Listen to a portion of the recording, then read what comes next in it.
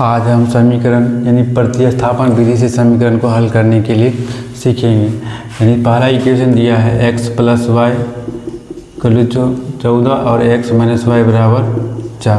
यानी प्रतिस्थापन विधि या सब्स्टिट्यूशन मेथड से क्या करेंगे, इस समीकरण में x और y का वैल्यू ज्ञात करेंगे। ये हो गया समीकरण फर्स्ट और सेकेंड। किसी भी समीकरण से x या y का वैल्यू पहले निकाल लेंगे। यानी x + y = 14, तो x का वैल्यू निकालेंगे तो क्या 14 - y। अब यही x का वैल्यू क्या करेंगे, समीकरण सेकेंड में रख देंगे। यानी समीकरण सेकेंड में x का मान रखने पर समीकरण सेकेंड दिया हुआ है x - y = 4 और x का वैल्यू कितना दिया हुआ 14 - y। इसकी जगह रिप्लेस कर देंगे, यानी 14 - y और -y = 4। तो 14 अब -y - y -2y = 4। -2y बराबर क्या है 4, ये प्लस उतर जाएगा तो -14। यहाँ -2y बराबर कितना होगा, 4 में से 14 घटाएंगे तो -10। दोनों तरफ माइनस है तो कट जाएगा, y = 10/2 यानी 5। यानी y का जो वैल्यू आया है 5 आया है। अब समीकरण किसी में भी क्या करेंगे, y का मान रखने पर x का मान निकल जाएगा। समीकरण सेकेंड में y का मान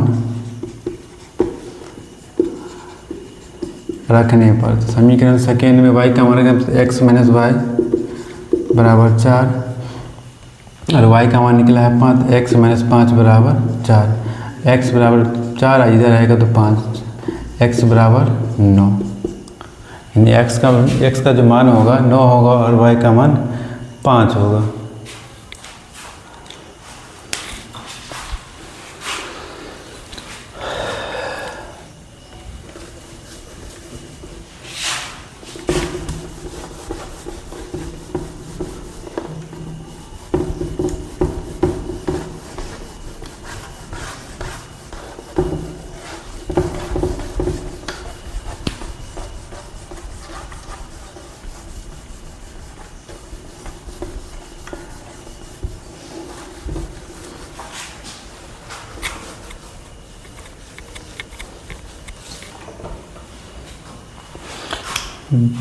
दूसरा सवाल है s - t = 3 और s/3 + t/2 = 6। इसको प्रतिस्थापन विधि से हल करना है।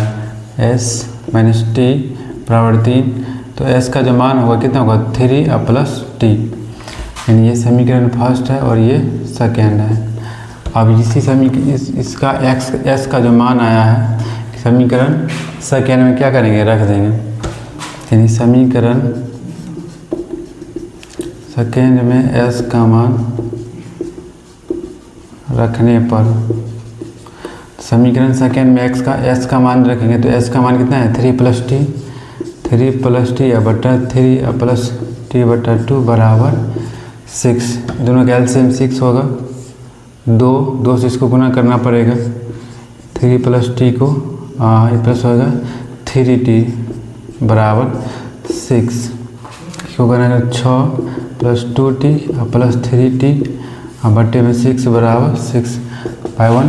इसको क्रॉस मल्टीप्लिकेशन करेंगे, यानी 6 + 2 और 3 यानी कितना होगा 5t बटे 6 = 6/1। 6 + 5t = 6 × 6 + 5t = 36। 5t बराबर कितना होगा 36 - 6, 5t = 30। तो t का मान कैसे निकलेगा, t बराबर हो जाएगा 30/5, यानी t का मान निकला है 6। अब समीकरण फर्स्ट में क्या करेंगे, t का मान रखेंगे तो s का मान निकल जाएगा।